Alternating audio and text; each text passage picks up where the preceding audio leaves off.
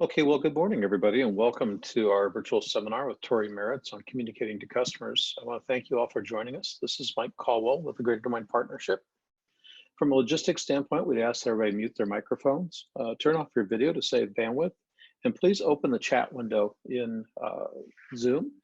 This is how we will be asking questions. My guest this morning is Torey Maerz, CEO and co-founder of Rocket Referrals, a company that specializes in great communications with customers. I'll give him a plug. He's got an incredibly interesting company. It's doing wonderful things. So if you want to know more about that, I would highly encourage you to reach out and understand what they do.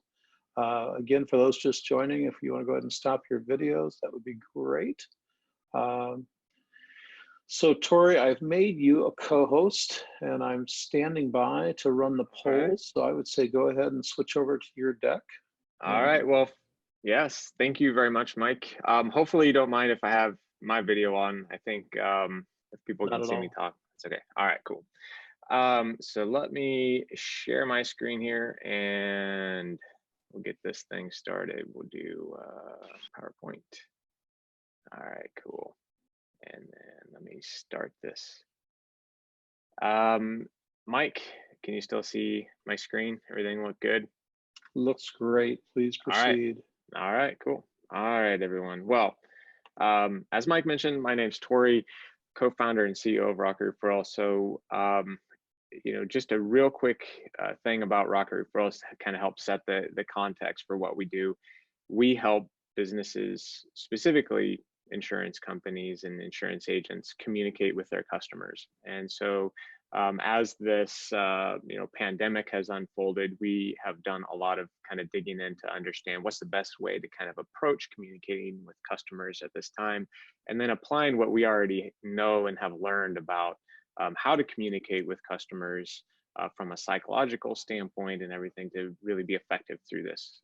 So I actually gave a presentation to our customers and lots of other insurance carriers and agents. Last week, I was telling Mike about it, and we adjusted the presentation slightly today for you. So if you do see some insurance specific things in there, that's why. However, a lot of things that we're talking about, 99% of what we're talking about can be applied across all businesses. So that's why we're here. The other thing I want to say is I hope everyone is doing well. I know that I'm not quite sure of all of the different types of businesses that you have or companies that you're running, but I know that it's a rough situation for people all around right now. I think that some industries are doing better than others, but in a nutshell, it's pretty rough. So I hope everyone's doing well, and I'm going to try and be available for questions about communication, or really, if you want to chat about anything, any way that we can help, that's what we're here for. So with that said, we'll get started. I remember when this term, social distancing, came about, and as soon as I kind of heard what they, named this thing that we should be doing, I immediately thought, it should probably be physical distancing. From a communication perspective, I think that that's actually what we should be doing. I think the reason they use the word social is because they didn't want social gatherings and that kind of thing. But the thing is, we're social in lots of ways other than meeting physically. Right now, we're doing a lot of things virtually.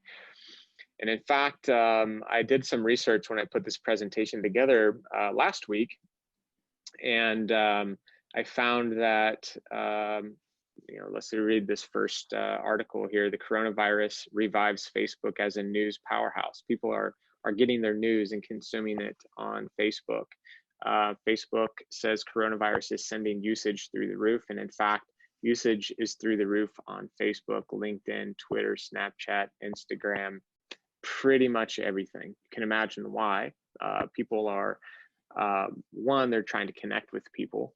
Two, they, are working at home. Not today's topic is working at home, but actually I've found that people working from home are more productive right now. So they're not necessarily just spending more time on Facebook or anything like that, but people are going to those platforms to get comfort, to get news, lots of different things. The last article, actually, all three of these came up at the same time, but it says Facebook usage is soaring amid coronavirus, but revenue is not. And a lot of that is because advertisers and businesses are a little nervous about putting ads on Facebook right now. They're a little unsure about how to go. They don't know if they're going to work, if people are going to have the money to spend on things, and that kind of thing. I'm not going to talk about that today, but I do think it's important to say people are actually are being more social now than they ever have. It just happens to be digital, and they're communicating more now than ever.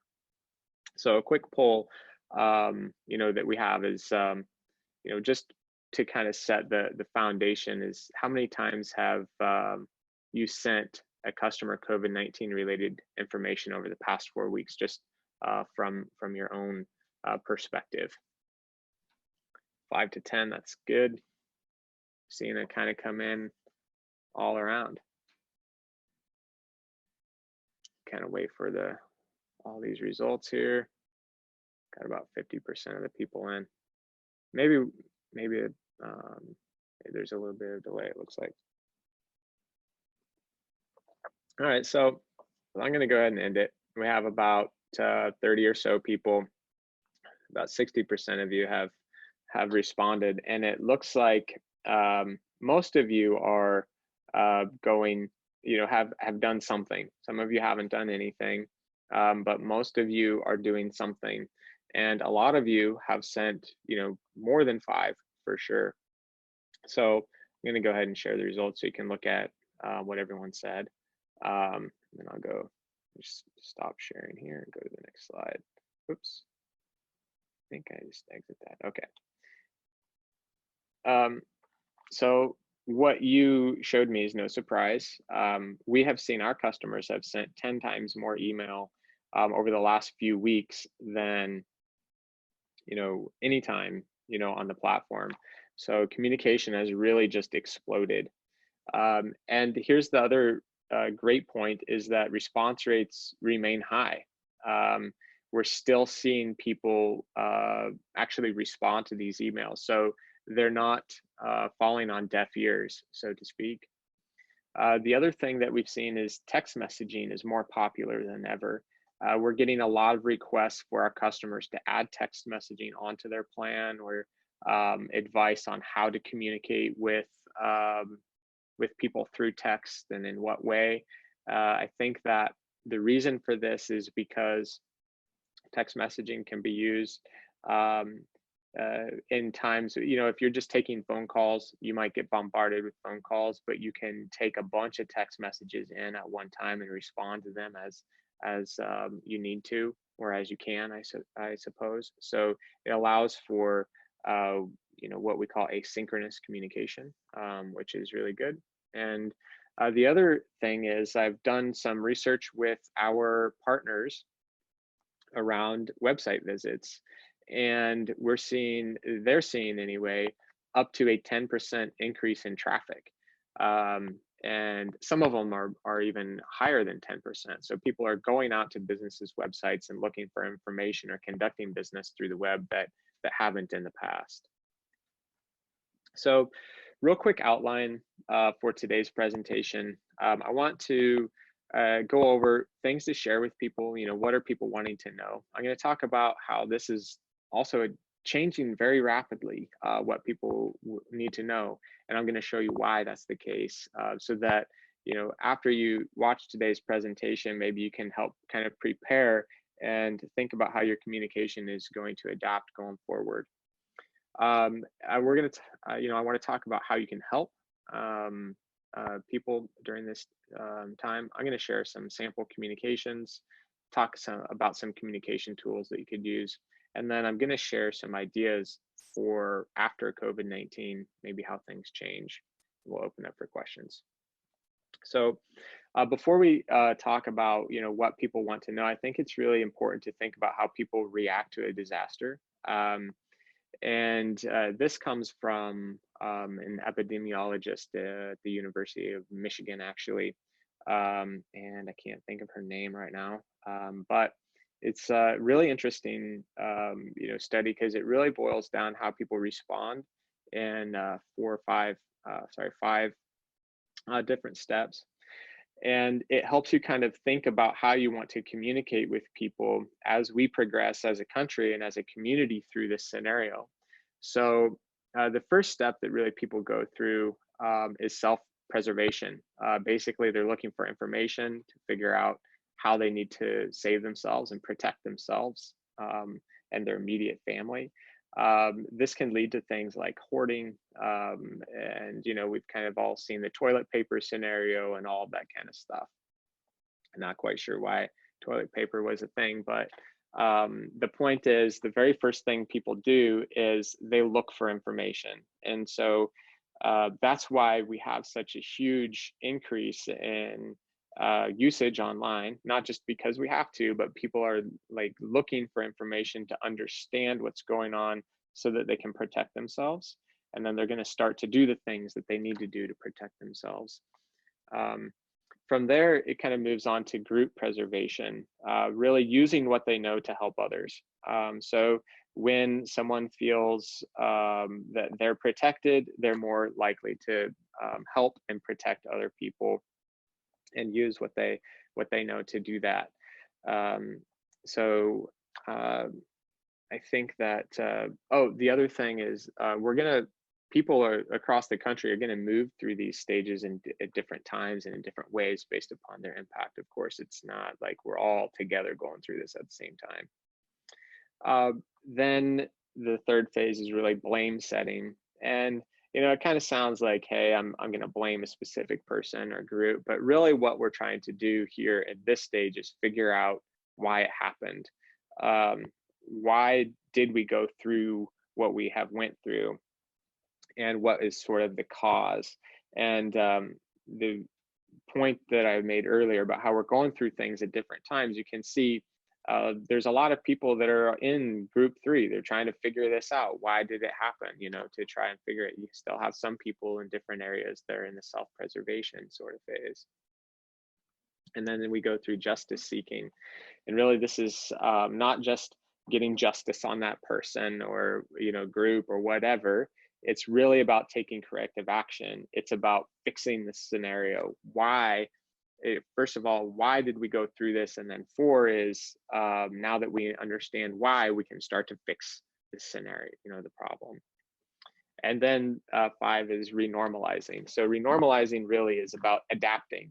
And this is, when you hear people say things like the new normal and that kind of thing, I don't quite think we're to the new normal yet.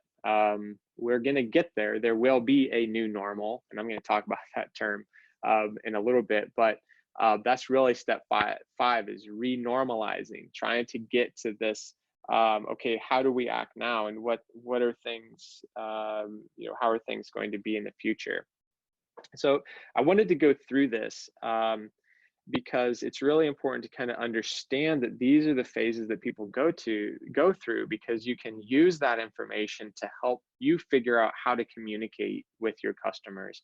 Understand that if people don't feel protected themselves, they're not going to jump out and help other people.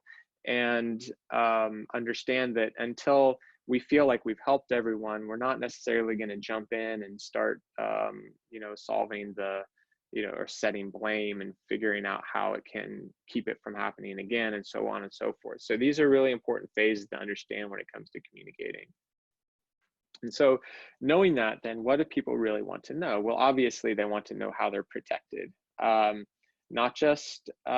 This is not just protected from the virus. Like, you have to remember, people are feeling threatened in lots of different ways right now. They're feeling threatened with their job, financially. They're under a lot of different pressures based upon many situations. So it's not just, hey, we're practicing social distancing and keeping people apart. That's not always enough to help people feel protected and that kind of thing. So depending on what your company is and what your products are, I'll share some ideas on that, but there's more than just feeling physically protected to this scenario. So you have to think about, like, that's really what people want to know when they want to be protected.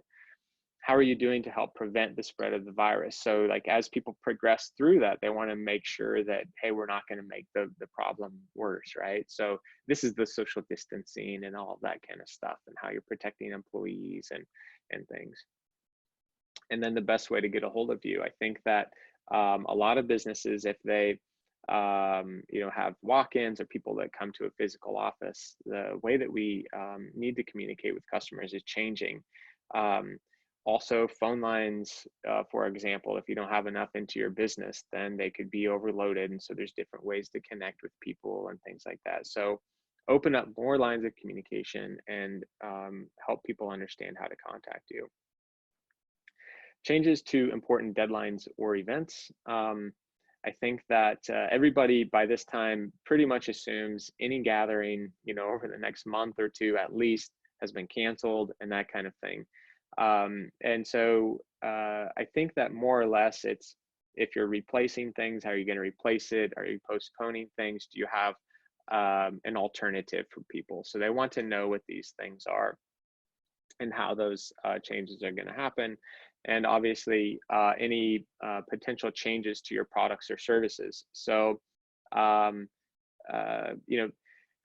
insurance, I'm going to go back to insurance on this one because I think it's the best example I can think of right now. But some commercial lines insurance have made new exceptions during this crisis for people to use personal vehicles to deliver essential goods and that kind of thing. They understand that there's a bigger need for delivering essential items to people right now, and there may not be enough commercial vehicles, or people may not have access to these vehicles. And so they have basically said, hey, we're going to insure and make sure that your personal vehicles are covered for these purposes. You may have changes to your products or services that customers need to know about. And that also goes back to helping them feel protected as well. It can, right? To make sure that they can continue to kind of live life and do things they have with changes that you have made or that your partners and providers have made as well.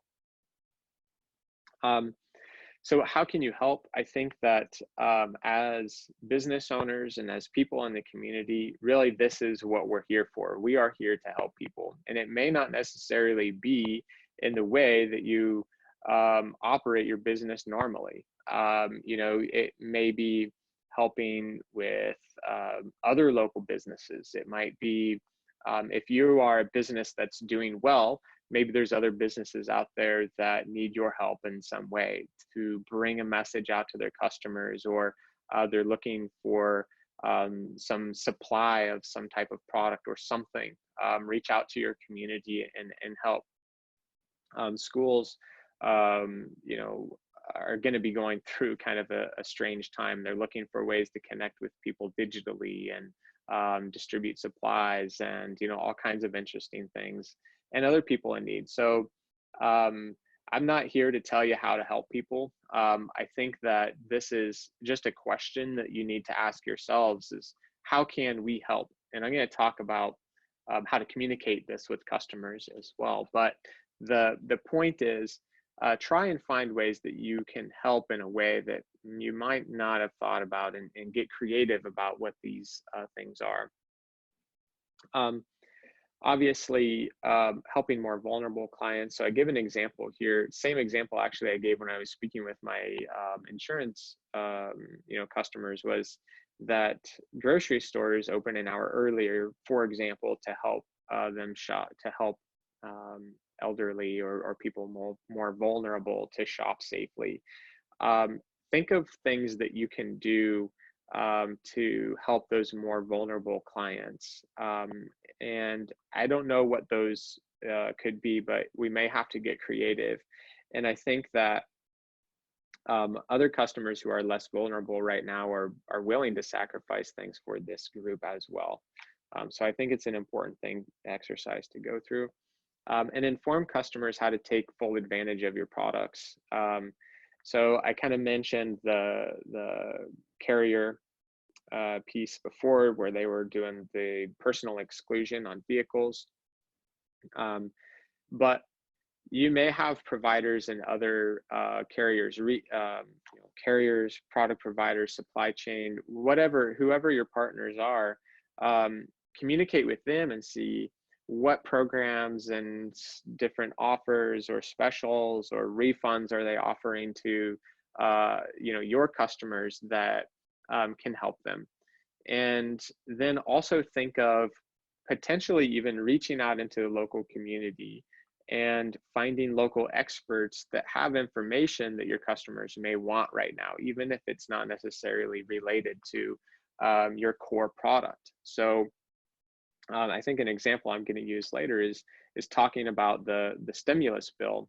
From a B2B perspective, I think that a lot of businesses want to know how to best take advantage of the Paycheck Protect program and things like that.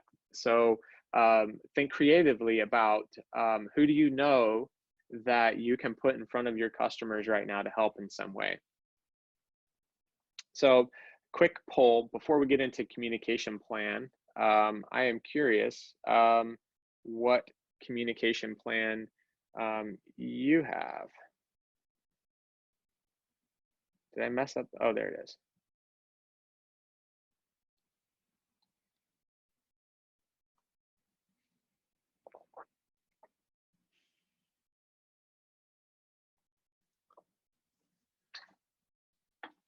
So I think that as we go through the next slides, we have some people that have a really well done communication plan. That's awesome. And some that need some work. So I'm going to talk about some things that you can do in your plan, or at least some things to adjust your plan. I don't have a communication plan that I can give you per se, because I think it's going to be different, but I'm going to talk about how you may approach some of the communications within your plan. So it looks like the good news is here we have most people that have a plan. They're thinking about this, which doesn't surprise me, because we have go ahead and share this, because we have so many people that are communicating. I think I saw at least most of you have communicated 4 or 5 times in the last month. So that's good. All right, so sorry, there we go. So let's think about your communication plan real quick. I think that it's important to know right now, and this is where I think things have changed over the past 4 weeks. I could have told you 4 weeks ago that people were going to become overwhelmed with COVID-19 emails. And now I'm telling you, people are overwhelmed with COVID-19 emails. There's just an overabundance of information right now, which is fine. It's sometimes it's great to have a lot of communication, but it can be difficult for people to sift through things and find the things that are relevant to them. And I'm going to help give you some ideas for how to fix that. And the other thing is, it is important to know what other types of communications your customers are getting. So pay attention to how other businesses are communicating with you and what their messages are and what they're doing, especially if they're larger companies that your customers may have received similar communication, because sometimes that starts to set precedent on what you're going to do as a business as well. Let me give you an example. Recently, I think Allstate and a few other insurance carriers have said, hey, we are going to refund a portion of your premiums, because we know people aren't driving, and we're usually paying out $1 billion a month in claims, and now it's down by 80% or something like that. They actually didn't say those numbers, but I did some research and found out essentially they're going to make out they're going to make out fine. They're going to give refunds to people for this. But what they're doing is they're getting ahead of the message. They know that after this crisis, people are going to get into that, blame setting and things like that. Not that they're going to place blame on Allstate and these insurance carriers for the virus, but they could place blame on, hey, we weren't driving, and there's, low claims, and you're still collecting everybody's premium, et cetera, et cetera. They know those 5 stages that people are going through. So they got ahead of the message and they said, look, we're going to give refunds.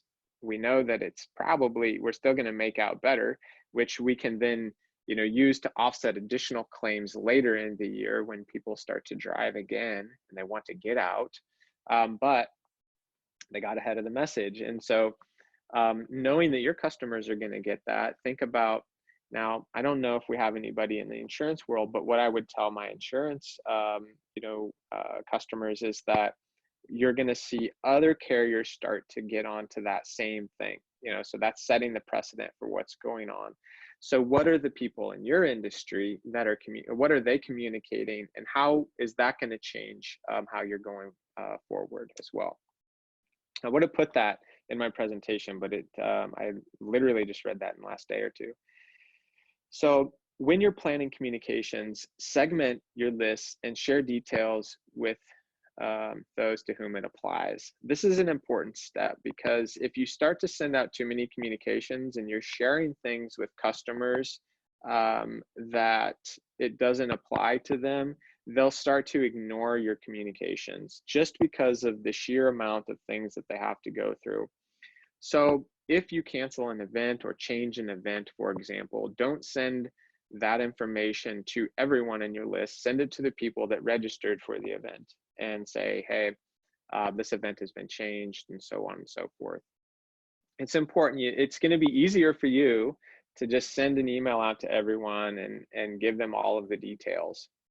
However, what you could be doing there is you're just piling on to the stuff. And if people start to see that they're getting communication from you about things that doesn't apply to them, then they're going to stop paying attention. The other thing is, maybe in that email you have 4 things and one of them does apply to them and the other things don't. They may miss that because depending on, how much they read, they may be like, oh, none of this applies to me or whatever. I think as a business owner, sometimes we assume that people are going to read the communication and they're going to be so interested in everything that we have going on that we're going to find the thing that's going to apply to them. But that's just not the case. I think that now is a time, because we're communicating so much, you need to put the core thing right at the beginning. So we have changed a lot of our communication, which we did this for the most part anyway. The very first sentence in the email says exactly what happened. So if it's, hi John, we have moved, we've postponed our annual XYZ meeting to this time, and then you can give some details about it. So we have changed a lot of our communication to be very upfront with the facts, and then we kind of lead into it. I think that sometimes people, especially right now, are gonna be soft, and they're going to try and have like a warm intro and all of this kind of stuff into the emails. But it's important now to lead with facts at this stage of communicating. Now, as this whole scenario were unfolding, I would give you different advice, but because a lot of you are already communicating, people are already getting a lot of COVID-19 emails, it's better to lead with the facts and make sure that you're sending those to people that it really applies to. The other thing is avoid subject lines like COVID-19 update April 7th. It's very generic. I'm not quite sure as a customer what's in there. Instead, if your email is about a webinar on the economic stimulus bill, say how the economic stimulus bill will help you. And then inside say, I'm hosting a webinar in this time, and we're going to go over these details. And you're going to get people that are interested in that. But COVID-19 update April 7th, I get a ton of emails like that. And, I think people are just tired of seeing that term in their subject lines anyway. The other important thing about your communication plan is you don't want to stop regular business as usual communications. Some adjustments, I'm going to talk about some tone changes and things that I think are necessary right now. However, we don't want to stop regular business as usual communication. unless it doesn't apply anymore, of course. This is important because I think there's still a lot of people that want to continue their normal lives. I know how we're going about it is different. We are meeting virtually, and there's changes to how we do things, but we don't necessarily want our businesses to come to a full halt, if at all possible. And of course, this is if it applies to you and if it makes sense for that stuff. So let's talk about some adjustments to that type of communication, though. Right now, I think that it's important to relate to people. Understand that we're all in this together. This is a global crisis, unlike anything I ever remember, for sure. And I think a lot of people. And it's also to understand. It's important to understand that people go through this crisis in different phases. I know that overall, as an entire world, it's, and relatively speaking, it's impacting all of us very quickly. However, let's just look at the United States for a moment. There's parts of the country that, have moved past the fear stage of what's going to happen, and they're dealing with loss. If you're doing business across the country, and you have customers in New York, for example, it's a completely different scenario there than what is in Iowa. And I think that, how people feel there is different than how we feel over here. So it's really important to be empathetic and understand how that scenario has changed. And that may mean that you need to adjust your communication and segment list across the country a little bit differently, if at all possible. So I think that that's a really important thing to think about. And there's lots of places that are going through things, and very well could happen here in Iowa as well. I hope it doesn't happen like that, but it's important to at least understand where people have started to move past that fear and are dealing with lots of loss. Is really important to understand that. And so what does that really mean? Now might not be that best time to promote that upgrade to people. It can very easily come across as insensitive or tone deaf, essentially. So think about it and put yourself in the customer's shoes and say, if I were really in the thick of it right now and I got an email like this, how would I feel and how would I take it? Is there something that will help at no additional cost? Now isn't necessarily the time to sell more, but do you already have something that you can offer your customers that maybe not a lot of them are taking advantage of, but it's always been available to them and it's something that they could use? We have something in our product called Rocket Connect that is available to all of our customers, but only 10% of them are using. And right now it's a perfect tool for them to use to connect with people. And so we're trying to get them to use more of that product. Of course, the more people that are on it for us, it increases our expensive, but they're paying for it. It's already included in their system. So why not help them use that? Another way to think about this would be, is there a piece of your premium product, if you have different tiers of your product or different services, is there a piece in that premium product that you can offer for free to lower tiers?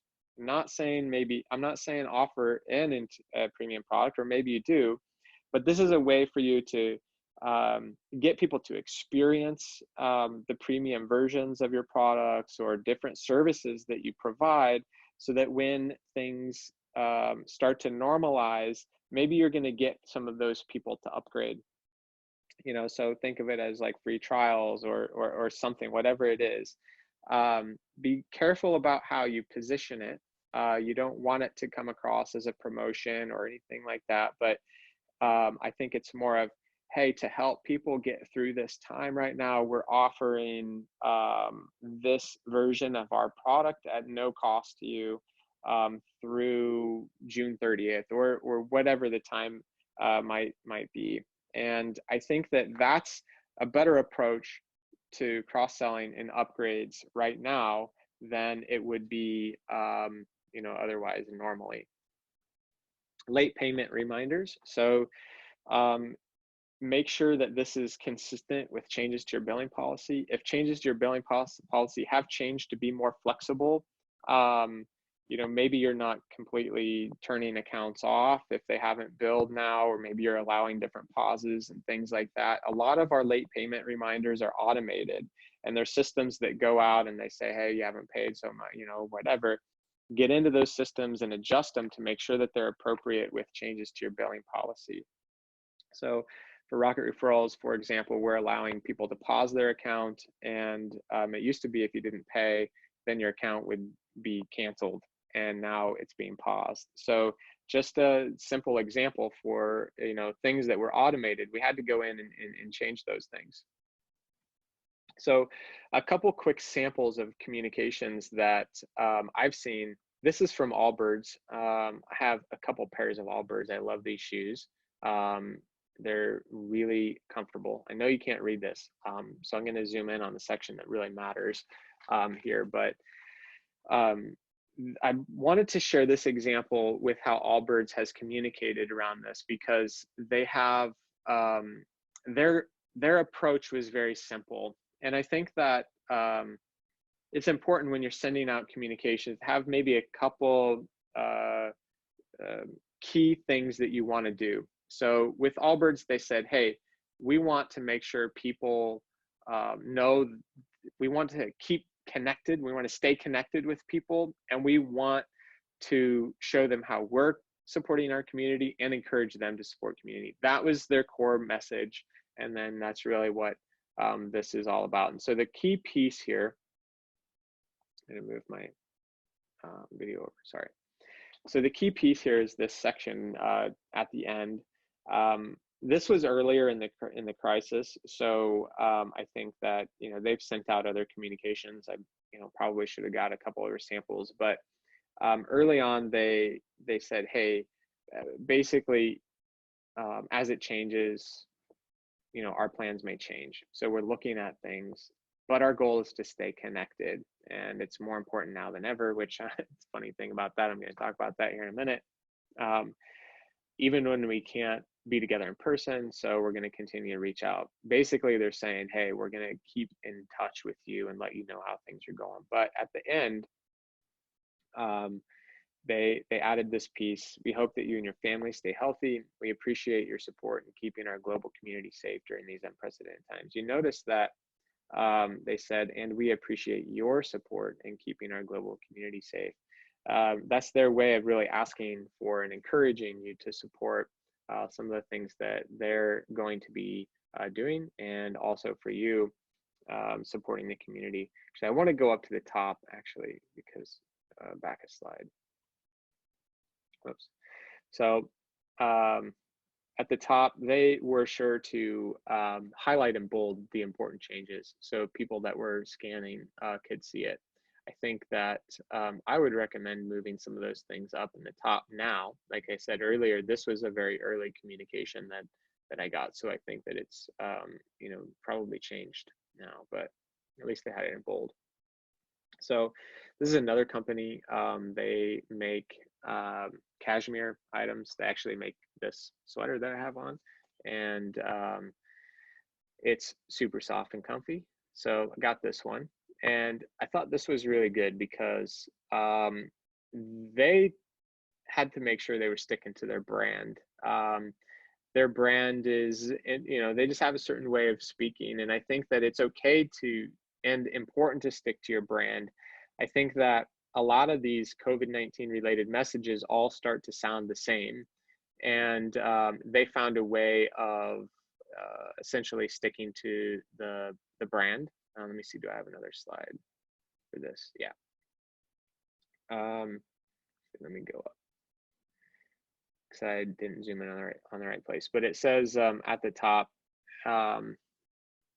it goes without saying that amidst the coronavirus outbreak, it's just generally confusing, frustrating. Essentially, we are with you. We understand that it kind of sucks, and we're sorry we don't have all the answers. We make soft stuff. That's something that they say. So we're working from home, adjusting plans accordingly, and then they get into the details, whoops, of what they have changed. We're not offering up the brand standard. This was good. We're not offering up the brand standard COVID-19 language because at this point you've all read it. Essentially, they're saying, hey, we know that you've heard all the COVID-19 stuff, but outside store closures, we're working from home as usual. Sorry, that wasn't super dramatic email. We're just people doing our job too. So their approach was really to kind of keep the brand, offer a little bit of humor and some joy in the situation. I think that things may adjust kind of going forward. I think, again, my note on adjusting your tone's probably going to change based upon different parts of the country that you're communicating with. But I brought this example in because it's kind of how they stick to their brand message. Reaching customers without email address. I'm not quite sure how many of you have customers that you do or do not have email or different ways to connect with them. My dad actually owns a garden and seed store in Southeast Iowa, and he's never had an email list or mailing list or anything. So he has a hard time communicating with his customers at this point. So he's wishing that he had newsletters and collected emails and phone numbers and things like that. So he's actually resorted to putting a big sign on the front of his office, on his store, that says, text this number for text-based pickup or something like that. And that allows him to communicate with people. But if you don't have their email, but you do have their mailing address, you could potentially mail them something. So this is an example of something inside of Rocket Referrals where our customers have sent essentially thanking of you cards. And at the top, it has all of the important information that they need to know, how to contact them. And it also mentions some specific changes to policy, things that they may need to pay attention to. And then at the bottom, a handwritten note. Handwritten notes right now actually go a really long way to building relationships and help, again, bringing that joy to people at a time, connecting with people at a human level at a time where right now we're doing it digitally and that kind of thing. But getting a handwritten note in the mail actually means something to people. We actually sent handwritten notes to all of our team members over the last couple weeks, just letting them know how much we appreciate their extra work and all the adjustments that they've had to make in a short period. And they loved getting them. And I had lots of people thank me for that. So tools, I want to talk real quick about some tools that may help as we go through this.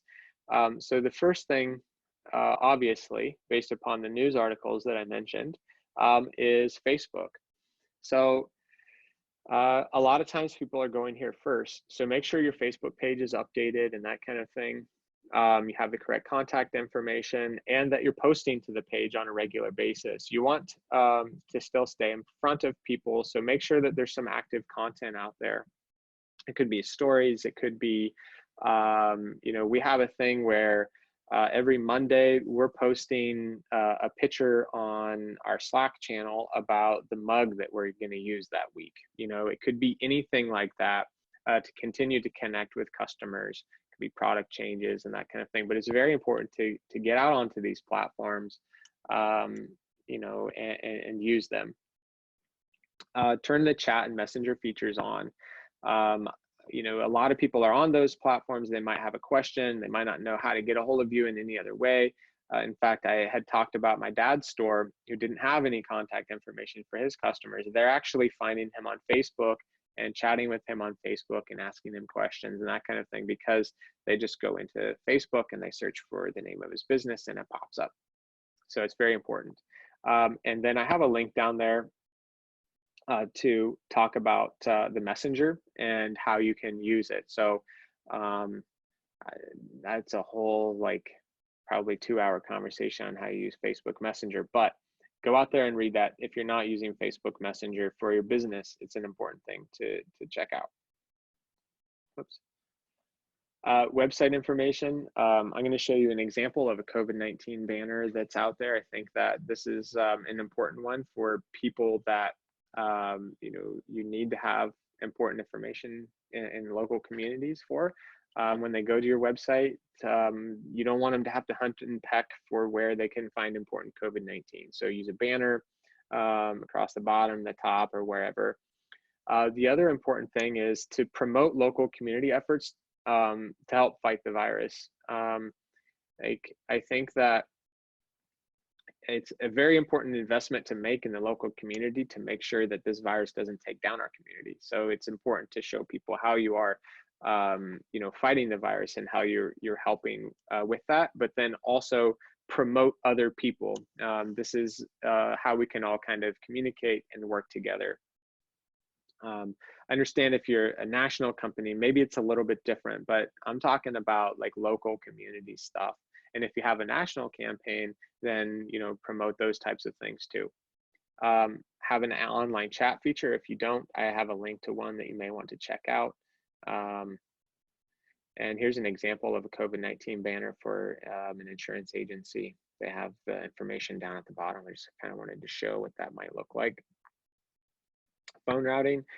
Some of this might go without saying. Make sure your phones are routed in the right way. My dad, having that small garden and seed store, he had one line into his business, and he was like, well, Torey, don't know if I'm going to be down there, and I may get this customer might call, I might be on the line taking another order. So I'm like, Dad, call up CenturyLink or whoever your phone provider is. They can help you with these things. And nowadays, this is a very easy change for them to make. So just give them a call and see how they can help.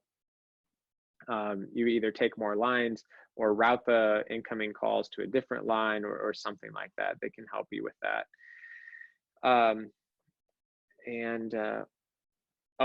Phone system admin, if they can turn on the ability to email voicemails, I think that that's a really important one. If you don't have that ability, you can take those emails and route them to an email inbox that multiple employees can take and get back to customers. That's another important one. Make sure you're distributing the load. If you have people that can help you get back to customers, I think that that's important. At the third bullet is we have a lot of people working from home, and they're more likely to make calls from personal numbers. So make sure that they're being routed out on a business number. I think that call up CenturyLink or whoever is providing your phone system and make sure that there's an app installed on their phone or on their personal cell phone or whatever it is to be able to use that voice over IP system so that they can make calls from your business number. Because what you don't want to happen is after everything starts to normalize, now all of a sudden all these business communications are happening on their personal lines. There's a lot of reasons for that, but primarily, you should be conducting business on your business number, and you want to make sure that as you're communicating with customers that moves forward with the business. Reviews. So there's been some changes to Google reviews actually recently. They're not publishing reviews. This is sort of Google's like hammer approach for a couple of things. Number one, there were a lot of negative reviews coming in because of business and how they were responding to the COVID-19 situation, whether they were ready or not, or maybe they didn't offer delivery, or things were taking longer and that kind of thing. And I think Google's really trying to protect the reputation of local businesses here, and so they are not publishing reviews. And also, it created a huge influx before they turned these off. There was a huge influx of reviews, and that created tremendous pressure on their moderation team. And their moderation team was also limited because they were working from home and they had a smaller team. So they said, hey, we're going to turn things off until we can figure this thing out and things start to stabilize. Well, we've had a lot of customers ask us, should we still be asking for reviews? Should we still go through this? And I think the answer to that is yes.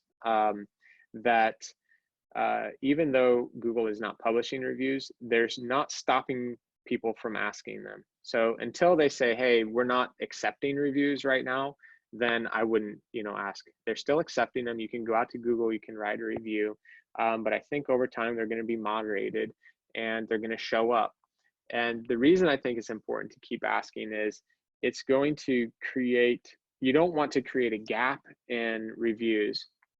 One of the most important things for reviews is that Google sees consistent reviews over time, and it can show sort of organic, you know, organic reviews. If all of a sudden your reviews just stop and it goes to zero, it's very easy for Google to know at that point then you were the one in charge of getting those reviews. You were asking people for reviews, and that's the only people that were giving them. They actually want organic reviews. So if you are asking for reviews and you have an algorithm in place that can get them, you know, steadily over time, don't turn that off. We think it's important to keep it on, keep asking for reviews. And when Google gets their moderation program figured out, they'll start to publish, and there won't be any gap. There won't be a 2-month gap in there like there will be with other businesses who have stopped asking. Also, from a positive side, people want to help their local business heroes. They want to help the businesses that are responding. And so we don't want to you know, turn those people away. We don't want to not ask for reviews. So this is important because these positive reviews and things are what can help a business on the other end when things actually turn around. And if you're staying in contact with them, they'd love to give you one. So people are not afraid of giving positive reviews right now just because of the situation that they're going through. They want to help people, and reviews, they understand, help local businesses. Net promoter and customer satisfaction surveys. If you're doing anything like this, we recommend you continue to do it. We have not seen any decrease in response rates, which doesn't necessarily surprise me, but it's important. Even people are still clicking on and leaving reviews. So keep doing these things.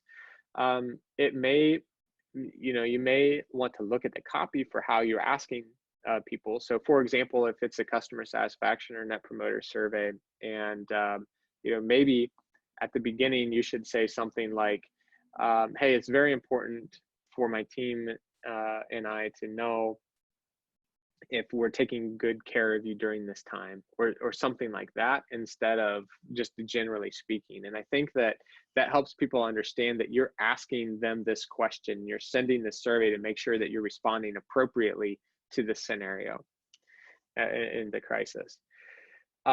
It's important time to fully understand your customers. It's always an important time to fully understand your customers, but you really want to see how are people progressing through those 5 stages that I talked about, you know, and how are my customers reacting to this scenario. And you can use these NPS surveys and customer satisfaction surveys and communication as a way to get a feedback loop from people to know, do we need to adjust our communication strategy? Do we need to change our products?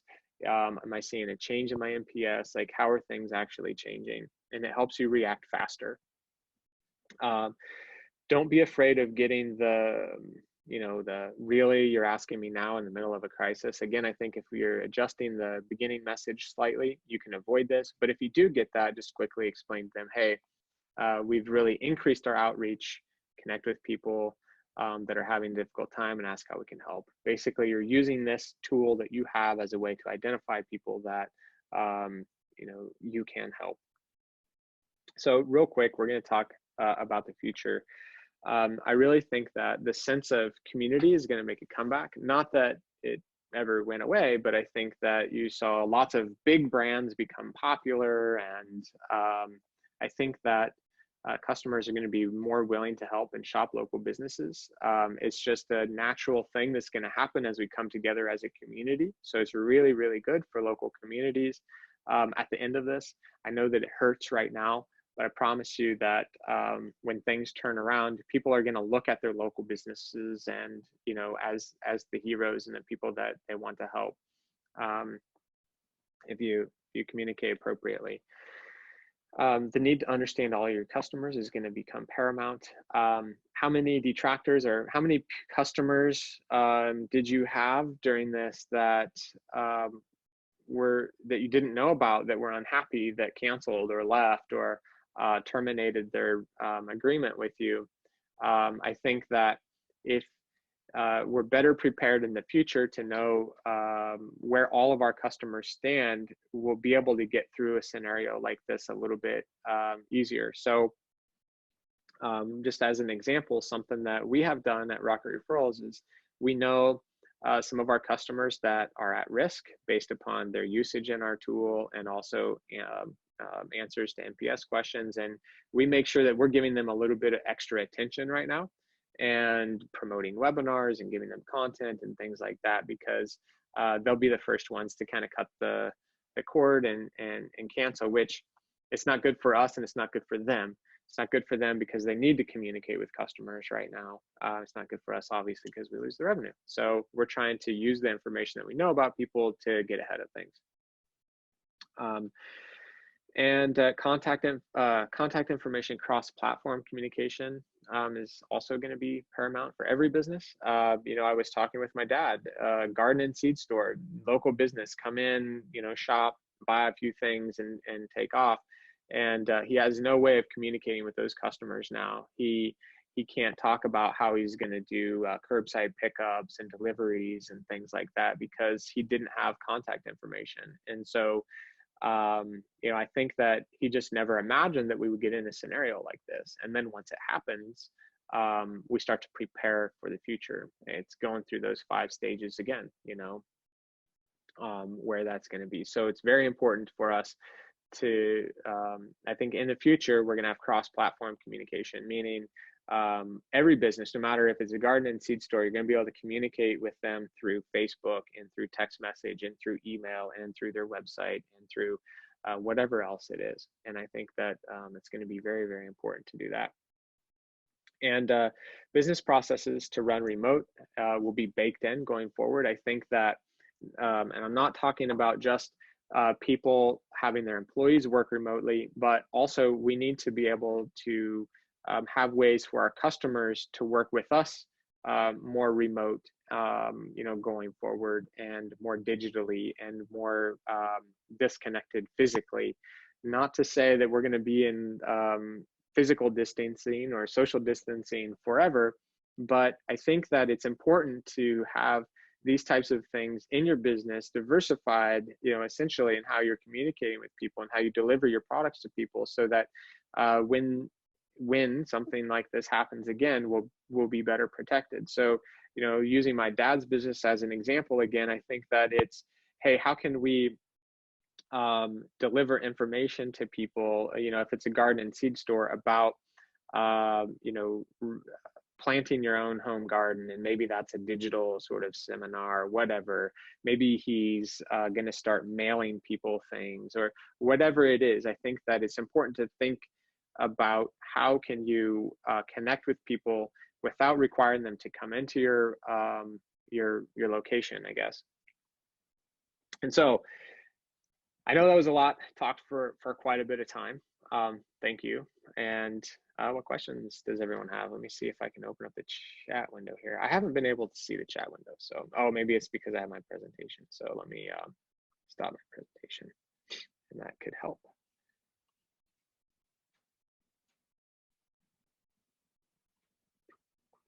Sorry, this is Mike. As we're waiting for questions to come in, I wanted to say thank you. Yes. This was outstanding. I appreciate it. Very welcome. For all of you on the call, we will be sending you a note in the next day or two with the slides, a link to the slides and a link to this video. And we'll get that up just as soon as we can. Questions? You're all very welcome. All very welcome. I really actually love doing this. So I have to say this has been an experience for me, because I'm not always up here talking about how to communicate with customers. My goal is to build software to do it. And so when I can get up and tell people our approach and kind of how we go about it, I hope that it would help. Do you have your own bobblehead in the background? Oh yeah, that was from Carl, of course. Carl, my brother joined. Yeah, that's a bobblehead someone made for me. Gave it to me as a gift. Yes, it's me.